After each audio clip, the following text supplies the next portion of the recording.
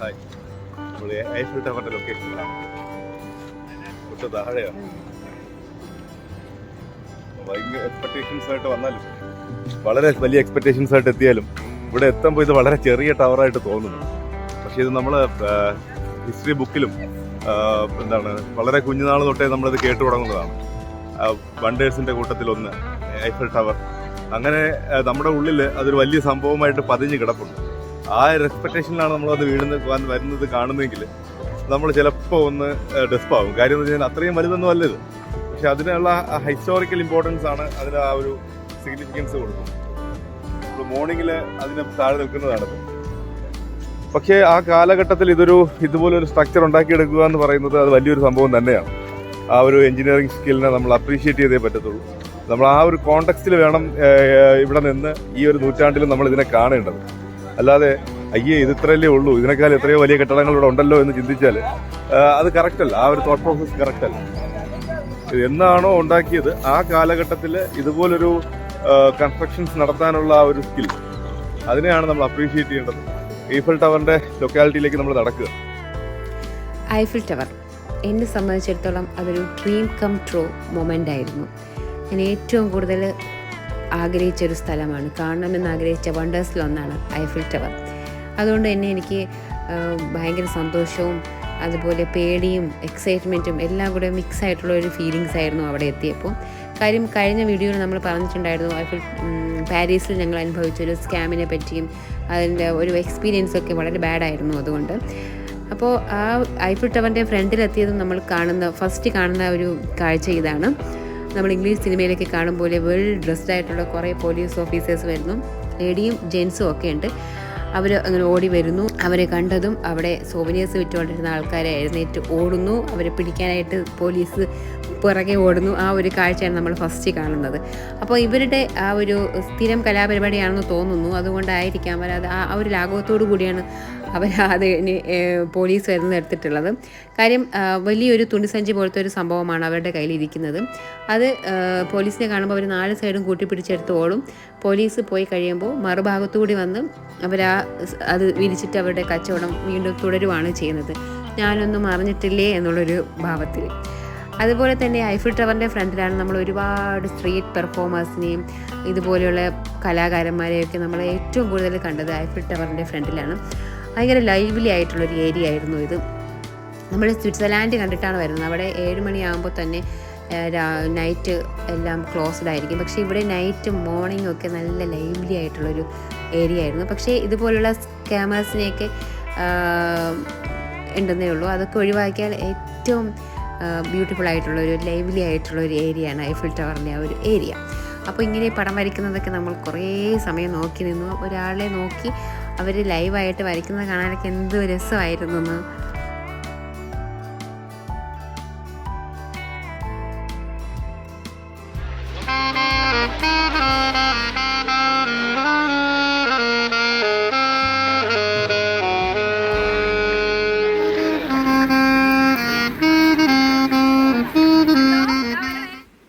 ഇത് ഞങ്ങൾ അവിടെ കണ്ടൊരു സംഭവമാണ്. കുറേ കോളേജ് സ്റ്റുഡൻസ് നടത്തുന്നതാണ്. അവർക്ക് എന്തെങ്കിലും ഒരു ഡൊണേഷൻ നമ്മൾ കൊടുത്താൽ മതി.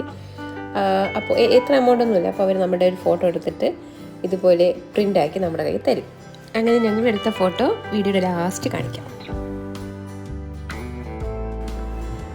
ഐഫിൽ ടവർ ലോകമഹാത്ഭുതങ്ങളിൽ ഒന്ന്. 1889 ഗുസ്താവോ ഐഫൽ ഡിസൈൻ ചെയ്യുകയും അദ്ദേഹത്തിൻ്റെ തന്നെ എഞ്ചിനീയറിംഗ് കമ്പനി ഫ്രഞ്ച് റവല്യൂഷൻ്റെ 100ാം വാർഷികത്തോടനുബന്ധിച്ച് ലോകത്തിന് മുന്നിൽ കാഴ്ചവെച്ച ഒരു മഹാത്ഭുതം. 1889 ഐഫൽ ടവർ ഉദ്ഘാടനം ചെയ്യുമ്പോൾ അന്ന് വരെ ലോകത്തുണ്ടായിരുന്നതിൽ വെച്ച് ഏറ്റവും പൊക്കമുള്ള ടവർ ഇതുതന്നെയായിരുന്നു. 300 മീറ്ററാണ് അതിൻ്റെ മൊത്തം ഹൈറ്റ്. ഗുസ്താവോ ഐഫലിൻ്റെ നേതൃത്വത്തിൽ 2 വർഷവും 2 മാസവും 5 ദിവസവും എടുത്ത് പൂർത്തീകരിച്ചതാണ് ഈ ടവർ.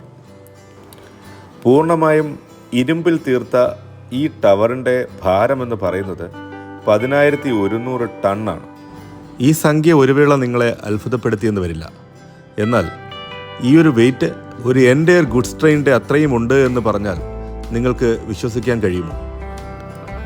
പഴയകാലത്ത് ഇത് ഉണ്ടാക്കിയതിനേക്കാൾ ഒരുപാട് ബുദ്ധിമുട്ടാണ് ഇപ്പോൾ ഇത് മെയിൻറ്റെയിൻ ചെയ്യുവാനായി. എല്ലാ 7 വർഷം കൂടുമ്പോഴും ഈഫൽ ടവറിനെ മുഴുവനായി പെയിൻ്റ് അടിക്കേണ്ടതുണ്ട്. ഇല്ല എങ്കിൽ ഇതിലെ ഇരുമ്പ് മുഴുവനും തുരുമ്പിച്ചു പോകാൻ സാധ്യതയുണ്ട്. ഇരുമ്പും തുരുമ്പുമൊക്കെ അവിടെ നിൽക്കട്ടെ. സിറ്റി ഓഫ് ലവ് എന്നറിയപ്പെടുന്ന പാരീസിലെത്തിയിട്ട് നമ്മളായിട്ട് എന്തിനാ കുറയ്ക്കുന്നേ? അല്പം റൊമാൻറ്റിക് ആകാം.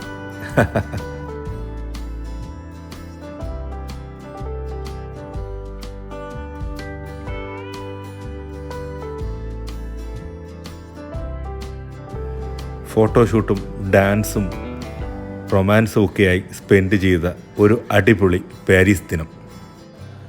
സ്കൂളിലും കോളേജുകളിലും മാത്രം കേട്ടുപഠിച്ച ഫ്രഞ്ച് വിപ്ലവം നടന്ന നാട്, നെപ്പോളിയൻ്റെയും ജോൺ ഓഫ് ആർക്കിൻ്റെയും പാദസ്പർശമേറ്റ നാട്, കവിയും എഴുത്തുകാരനുമായ വോൾട്ടേറിൻ്റെ നാട്, ദ സൺ കിങ് എന്നറിയപ്പെടുന്ന ലൂയിസ് 16 അടക്കി ഭരിച്ച നാട്. പാരീസ് നഗരത്തിൽ എവിടെ നോക്കിയാലും അവിടെല്ലാം ചരിത്രം ഉറങ്ങുന്നതായി നമുക്ക് തോന്നും. അത്രമേൽ വിശാലമാണ് ഈ പാരീസ്. പ്രണയനഗരമായ ഈ പാരീസ് പകലിനേക്കാൾ കൂടുതൽ ഭംഗിയുള്ളതാകുന്നത് രാത്രികളിലാണ്. അതുകൊണ്ട് തന്നെ രാത്രിയും ഇവിടെ വരണം. ഇതുതന്നെയായിരുന്നു നമ്മുടെ പ്ലാനിങ്ങിലുണ്ടായിരുന്നത്. പകലും രാത്രിയും പാരീസിനെ അറിയുക. പ്രണയനഗരമായ പാരീസിൽ എവിടെയും പ്രണയമാണ്. പകലും രാത്രിയും പ്രണയം. പ്രണയിക്കുന്നവരുടെ കരുതലാണ് ഈ ലോക്കുകൾ. അതുപോലെ ഈ സ്ട്രീറ്റ് ഫോട്ടോഗ്രാഫിയും. സ്നേഹിക്കുന്നവരെ ചേർത്ത് നിർത്തി ഫോട്ടോ എടുത്ത് അപ്പോൾ തന്നെ പ്രിൻ്റ് അടിച്ചു കൊടുക്കും. അതിനെ ഒരു ചാരിറ്റി എന്ന രൂപത്തിൽ അവർ ചെറിയ കാശും മേടിക്കുന്നുണ്ട്. ഞങ്ങളും എടുത്തു ഒരു പ്രണയ ഫോട്ടോ.